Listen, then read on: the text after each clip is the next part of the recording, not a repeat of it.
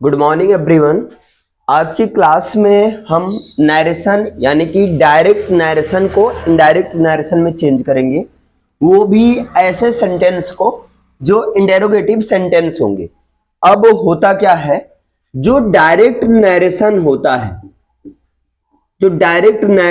है, चूंकि हम सीख रहे हैं डायरेक्ट को इनडायरेक्ट में बदलना, डायरेक्ट स्पीच को डायरेक्ट नरेशन को इनडायरेक्ट स्पीच इनडायरेक्ट नरेशन में बदलना। तो डायरेक्ट नरेशन का जो स्ट्रक्चर होता है कुछ ऐसा होता है कि एक पोर्शन कॉमा इन्वर्टेड कॉमा के अंदर रहता है और दूसरा पोर्शन कॉमा इन्वर्टेड कॉमा के बाहर रहता है। तो आपको सबसे पहले यही देखना रहता है। खैर यहां पर अलग अलग बता रहे हैं तब तो कोई कंफ्यूजन नहीं, लेकिन जब एग्जाम में आता है तो भाई किसी भी सेंटेंस का सारा मिक्स रहता है ना, वहां ये थोड़ी बता कर आएगा कि भैया हम नरेशन पूछ रहे हैं इंटेरोगेटिव सेंटेंस का, ऐसा नहीं। तो सबसे पहले आपको यही देखना है कि कॉमा और डबल इन्वर्टेड कॉमा के अंदर कौन सा सेंटेंस है, कॉमा और डबल इन्वर्टेड कॉमा के अंदर कौन सा सेंटेंस है। क्लियर है? तो सबसे पहले आप इसको देखना। तो 5 तरह के सेंटेंस मिलेंगे जिनमें हम लोगों ने असर्टिव सेंटेंस पढ़ लिया है, आज पढ़ेंगे इंटेरोगेटिव सेंटेंस। तो अगर कॉमा इन्वर्टेड कॉमा के अंदर इंटेरोगेटिव सेंटेंस होगा, अगर कॉमा इन्वर्टेड कॉमा के अंदर कैसा सेंटेंस होगा, इंट्रोगेटिव सेंटेंस होगा, तब उसकी पहचान 2 तरीके से होगी। ध्यान देना, उसकी पहचान 2 तरीके से होगी। या तो वो हेल्पिंग वर्ब से शुरू होगा, है ना, या तो हेल्पिंग वर्ब से स्टार्ट होगा। मतलब इंटेरोगेटिव सेंटेंस एक ऐसा इंटेरोगेटिव सेंटेंस होगा जो कि हेल्पिंग वर्ब से स्टार्ट होगा, जिसे यस या नो टाइप का इंटेरोगेटिव सेंटेंस कहेंगे। या जो दूसरी कंडीशन है, हाँ, या वो जो है question word plus helping verb से शुरू होगा, मतलब क्वेश्चन वर्ड से स्टार्ट होगा। 2 कंडीशन है, या तो हेल्पिंग वर्ब से स्टार्ट होगा या तो क्वेश्चन वर्ड से स्टार्ट होगा। यहां पर आपको एक याद रखना है कि क्वेश्चन वर्ड के साथ, नमस्ते बच्चा, क्वेश्चन वर्ड हेल्पिंग वर्ब के साथ आएगा। क्वेश्चन वर्ड जो है ये बिना हेल्पिंग वर्ब के नहीं आएगा, क्योंकि एक्चुअल में क्वेश्चन वर्ड यहां पर क्वेश्चंस का क्रिएट करेगा। ओके, तो यहां क्वेश्चन वर्ड से स्टार्ट होगा, लेकिन रिमेंबर आपको रखना है कि क्वेश्चन वर्ड के साथ हेल्पिंग वर्ब आएगा, रहेगा वो चीज। क्लियर?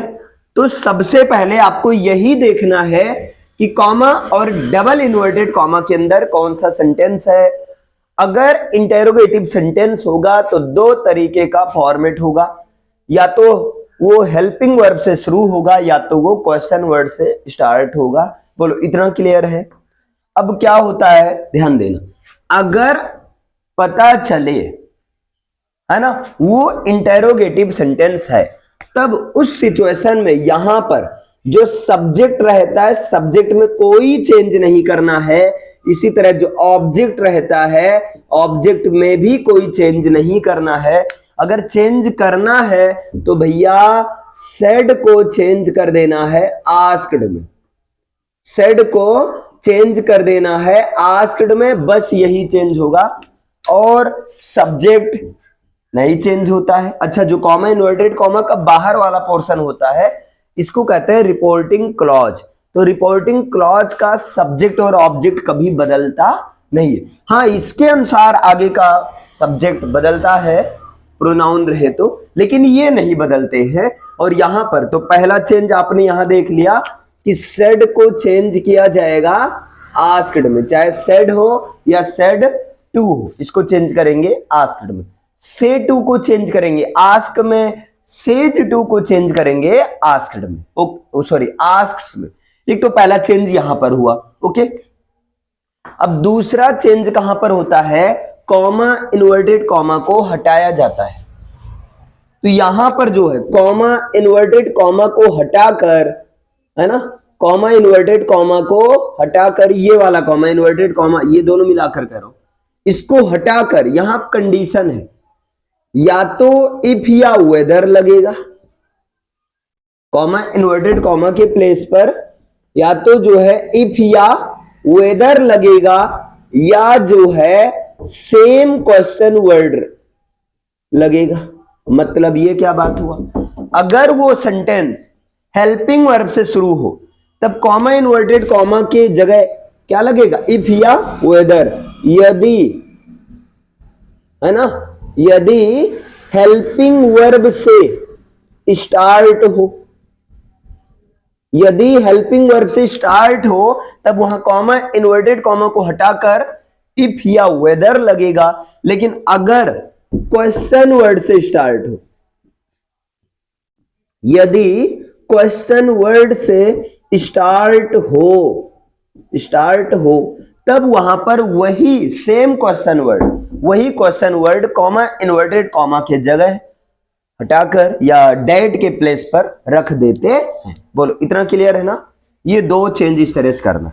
अच्छा, अब इसके बाद क्या करना है, आपको सेंटेंस को बिल्कुल सिंपल बना देना है, बस ये बहुत आसान हो जाता है। इसके बाद वाला जो भी पोर्शन आपको करना है वहां पर आपको सब्जेक्ट लिखना है, सब्जेक्ट के बाद हेल्पिंग वर्ब लिखना है ना, उसके बाद मेन वर्ब लिखना है और तब अदर ऑब्जेक्ट। सेम यहां पर इसके बाद आपको सब्जेक्ट लिखना है, सब्जेक्ट के बाद हेल्पिंग वर्ब लिखना है, इसके बाद आपको मेन वर्ब लिखना है और तब आपको लिखना है अदर ऑब्जेक्ट और यहां फुल स्टॉप लास्ट में लिखना है।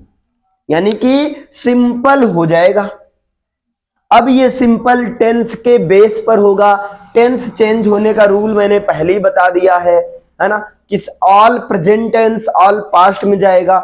मतलब प्रेजेंट इंडेफिनिट टेंस जाता है पास्ट इंडेफिनिट टेंस में, प्रेजेंट कंटिन्यूअस टेंस जाता है पास्ट कंटिन्यूअस टेंस में और प्रेजेंट परफेक्ट टेंस जाता है पास्ट परफेक्ट टेंस में।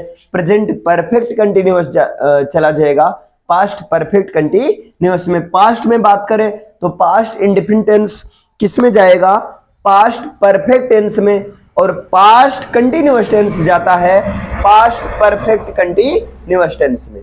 और एक मैंने नियर वर्ड को फॉरवर्ड में, नियर वर्ड को फॉरवर्ड में चेंज करना बताया था, जहां पर ये कहा गया था कि जैसे आपका दिस चेंज होता है डेट में, दीज चेंज होता है दोज में, yesterday the previous day, tomorrow the following day, है ना। इस तरह से मैंने बताया था चेंज करना। इसका पूरा एक लिस्ट बुक में भी है, मैंने थोड़ा बहुत बताया भी था। क्लियर है ना। बस कंप्लीट हो गया आपका, इतना ही है। अब इस पर आपको प्रैक्टिस करना है। जैसे एक दो सेंटेंस में करवाता हूं, अभी क्लियरिटी आ जाएगी। जैसे मैं कहूं I said to my mom, मैंने अपनी मां से कहा, comma inverted comma, are you, या मैं यहां कर देता हूं डू यू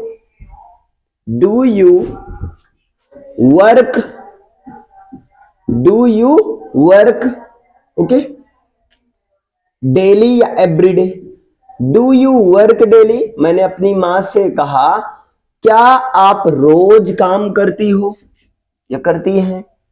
अब आपको कुछ करना नहीं, सेंटेंस देखकर घबराना नहीं है। अभी छोटा छोटा सेंटेंस प्रैक्टिस करवाया जा रहा है, बड़ा भी सेंटेंस आएगा। सबसे पहले आपको यह देखना है कि कॉमा इन्वर्टेड कॉमा के अंदर है कौन। भाई कॉमा इन्वर्टेड कॉमा के अंदर ये इंटेरोगेटिव सेंटेंस है, हेल्पिंग वर्ब से शुरू है, तो यहां से तुरंत आइडिया लग गया। अच्छा, तो पहला चेंज मुझे यहां करना है, सेड टू को चेंज कर देना है आस्क्ड में, और सब्जेक्ट तो चेंज होता नहीं इसलिए आई को आई लिख दो, और माई मॉम ये ऑब्जेक्ट है, ये भी नहीं चेंज होता इसलिए बिल्कुल इसको ऐसे कर दो, माई मॉम कर दो। क्लियर है। पहला चेंज यहां पर होना था, आपने किया। दूसरा चेंज कॉमा इन्वर्टेड कॉमा को हटाना है। ठीक है भैया, तो कॉमा इन्वर्टेड कॉमा को हटाने की दो कंडीशन है। अगर हेल्पिंग वर्ब से स्टार्ट है तब इफ या वेदर लिखना है, अगर क्वेश्चन वर्ड से शुरू है तो वही क्वेश्चन वर्ड लिखना है। इसमें किससे शुरू है, हेल्पिंग वर्ब से शुरू है बच्चा, डू, है ना। डू क्वेश्चन वर्ड थोड़ी है, क्वेश्चन वर्ड जैसे व्हाट है, हुम है, व्हाई है। ये डू यू वर्क डेली, क्या तुम रोज काम करती हो, ये किससे शुरू है, हेल्पिंग वर्ब से। तो मतलब यहां क्या लगाएंगे, इफ या वेदर। तो यहां पर लगा दो, इफ लगा दो। जब चॉइस की बात होती है तब वेदर आता है। ओके, अब इफ मैंने कर दिया, अब इसके बाद ये करें सिंपल बनाओ, इसके बाद ये क्या करें, सिंपल बनाओ। सिंपल का मतलब समझ रहे हैं, subject, helping verb, main verb, other object. तो भैया आप सब्जेक्ट खोजो, सब्जेक्ट कौन है इसमें, आपको होगी यू है। अच्छा एक चीज और ध्यान देना, डू के साथ वर्ब की फर्स्ट फॉर्म आई है।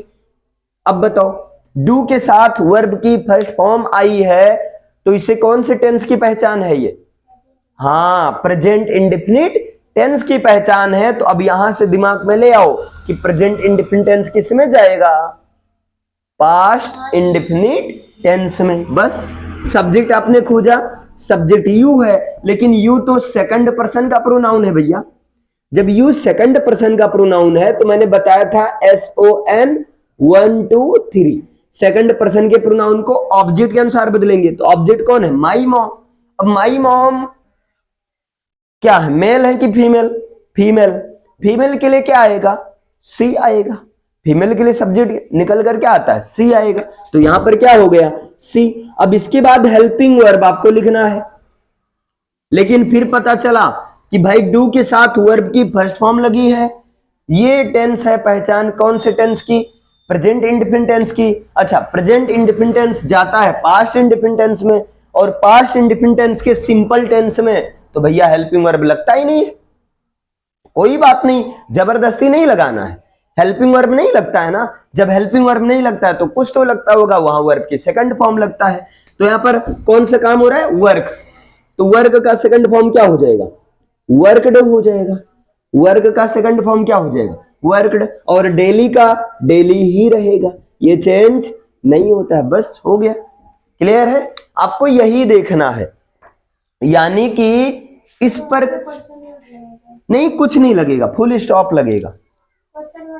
हाँ क्वेश्चन क्यों हट जाएगा, क्योंकि इसका मतलब ये हुआ, मैंने अपनी माँ से पूछा कि वो रोज काम करती है, इसके लिए मैंने माँ से पूछा। यहाँ क्वेश्चन नहीं हो रहा है, एक तरह से ये इफ कंजंक्शन का काम करने लगा है ना, और ये सिंपल सेंटेंस बदल गया। देखो यही तो आपको ध्यान देना है, क्लियर। यहां पर आपको अगर कोई चीज ध्यान देना है तो भैया टेंस की पहचान, वो भी टेंस की पहचान किसमें, इंग्लिश में। टेंस की पहचान जैसे आपने देखा डू के साथ वर्ब की फर्स्ट फॉर्म आई, मतलब ये है प्रेजेंट इंडेफिनिट टेंस। अब यहां पर पता चला तुमने डू का डिड कर दिया, तब भी गलत हो गया ना। यहां पर याद रखना, दो ऐसा टेंस है जहां पर हेल्पिंग वर्ब नहीं आती, सबको पता होगा। प्रेजेंट इंडेफिनिट का अफर्मेटिव और भैया पास्ट इंडेफिनिट का अफर्मेटिव। तो पास्ट इंडेफिनिट का अफर्मेटिव है तो कहां हेल्पिंग वर्ब आई, क्लियर है। बस ये हो गया, सी वर्कड डेली। एक सेंटेंस और करो अभी क्लियर होगा। ये तो पहला हो गया। अब दूसरा, जैसे मैं कहूं सी सेड टू हर, नहीं him, she said to him, उसने उससे कहा, उसने उससे कहा। वाई डिड आई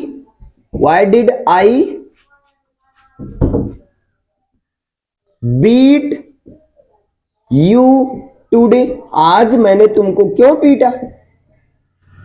ठीक है, ये चीज है। उसने उससे कहा कि मैंने आज तुम्हें क्यों पीटा, मैंने आज तुम्हें क्यों पीटा, या मैंने आज तुम्हारी पिटाई क्यों की। अब भैया आपको ये सब नहीं देखना, अरे कुछ होगा आपको देखना, अच्छा ये तो इंटेरोगेटिव सेंटेंस है, तो मतलब जब इंटेरोगेटिव सेंटेंस है तो सेट टू किस में जाएगा, आस्क्ड में जाएगा। अच्छा एक चीज और है, मान लो यहां पर कोई यूनिवर्सल फैक्ट आ जाता, तब यहां टेंस चेंज नहीं करते, वो रूल है सबके लिए है ना। मान लो यहां पर कोई यूनिवर्सल फैक्ट आ जाता है इंटेरोगेटिव के फॉर्म में, तब वहां पर कोई चेंज नहीं होगा। ओके अच्छा, सी को एज इट इज सी ही कर दो, चूंकि सब्जेक्ट चेंज नहीं होता है, और हिम को एज इट इज हिम कर दो। जो चेंज करना था मैंने कर दिया, एक ही तो चेंज होता है ना। फिर यहाँ कॉमा इन्वर्टेड कॉमा को हटाना है भाई, हटाने का दो कंडीशन है, क्वेश्चन वर्ड से शुरू हो तब तो वही क्वेश्चन वर्ड, और ये वाकई में क्वेश्चन वर्ड से शुरू हो तब क्या करेंगे, यही क्वेश्चन वर्ड लिख देंगे, तो मतलब वाई का वाई ही कर देंगे, सेम क्वेश्चन वर्ड हो गया। इसके बाद क्या करा, सिंपल कर दो। लेकिन सिंपल करने के लिए पहले टेंस तो पहचान लो भाई। सिंपल करने के लिए तो यहां पर आपने देखा डिड के साथ वर्ब की फर्स्ट फॉर्म। अब बताओ डिड के साथ वर्ब की फर्स्ट फॉर्म कौन से टेंस में आता है? पास्ट इंडिफिनिट टेंस में आता है। डिड के साथ वर्ब की फर्स्ट फॉर्म किस में आती है? पास्ट इंडिफिनिट टेंस में आता है। अब बताओ पास्ट इंडिफिनिट टेंस किस में चेंज होता है? पास्ट परफेक्ट टेंस में चेंज होता है। पास्ट, अरे वाज ये वर्ब में वो एक्टिव पैसिव वॉइस में होता है, ये नरेशन आप पढ़ रहे हैं। पास्ट इंडिफिनिट टेंस किस में चेंज होता है? पास्ट परफेक्ट टेंस में। इसी तरह पास्ट कंटिन्यूअस टेंस किस में चेंज होता है? पास्ट परफेक्ट कंटिन्यूअस में। तो यहां डिड के साथ वर्ब की फर्स्ट फॉर्म है, किस में जाएगी? हाँ, पास्ट परफेक्ट में। यहां से पता चल गया पास्ट परफेक्ट में जाएगा, और पास्ट परफेक्ट का जो पहचान होता है हैड के साथ वर्ब की थर्ड फॉर्म होती है। कोई बात नहीं, अभी पता चल गया। ये क्या करें? सब्जेक्ट लिखो। सिंपल सेंटेंस बनाने के लिए पहले सब्जेक्ट ही तो लिखा जाता है। सब्जेक्ट खोजो, कौन है सब्जेक्ट? कौन है इसमें? अरे डिड तो हेल्पिंग वर्ब है बच्चा, सब्जेक्ट आई है। मेरी बात हो रही ना? अरे वाई क्वेश्चन वर्ड है, हेल्पिंग वर्ब। ये सब्जेक्ट है, ये वर्ब है, ये ऑब्जेक्ट है, और ये एडवर्ब है। ठीक है, तो सब्जेक्ट आई है। अब पता चला आई फर्स्ट पर्सन का प्रोनाउन है। अब बताइए फर्स्ट पर्सन के प्रोनाउन को किसके अनुसार बदलते हैं? सब्जेक्ट के अनुसार। तो यहां सब्जेक्ट कौन है? सी। तो सी के अनुसार आई का क्या हो जाएगा? सी हो जाएगा। भाई सी ये सब्जेक्ट है, तो सी का सब्जेक्ट क्या होगा? सी होगा। कोई लड़की का नाम होता तब तो सी आता, लड़के का नाम होता तब क्या आता? ही आता। क्लियर है ना? सी है तो सी का डायरेक्ट सी ही रहेगा। तो यहां पर हो गया सी। अब क्या हेल्पिंग वर्ब लगेगा? हाँ लगेगा, क्योंकि पास्ट परफेक्ट टेंस में तो हेल्पिंग वर्ब लगेगा ना। लेकिन कौन से हेल्पिंग वर्ब लगेगी? तो बताओ पास्ट परफेक्ट टेंस की पहचान हैड के साथ वर्ब की थर्ड फॉर्म। तो यहां पर क्या हो जाएगा? हैड हो गया। और यहां काम कौन सा हो रहा है? बीट, बीटने का। तो थर्ड फॉर्म क्या होगा? बीट, बीट, बीटन, यानी कि हैड बीटन, हैड बीटन। अब यू देखो, यू क्या सेकंड पर्सन का है। अब सेकंड पर्सन का ऑब्जेक्ट है, ये ऑब्जेक्ट की तरह है ना। तो सेकंड पर्सन का किसके अनुसार? ऑब्जेक्ट के अनुसार चेंज होगा ना। तो सेकंड पर्सन हिम है, तो हिम का क्या हो जाएगा? हिम ऑब्जेक्टिव केस है, यहां भी ऑब्जेक्टिव केस, तो हिम का क्या हो जाएगा? हिम हो जाएगा। ये समझे भाई? यू क्या है? सेकंड पर्सन का ऑब्जेक्ट है ना। तो सेकंड पर्सन का किसके अनुसार चेंज होता है? ऑब्जेक्ट के अनुसार। इधर ऑब्जेक्ट कौन है? हिम। तो हिम का ऑब्जेक्ट क्या है? हिम। हिम खुद ऑब्जेक्टिव केस में है, तो इसका ऑब्जेक्ट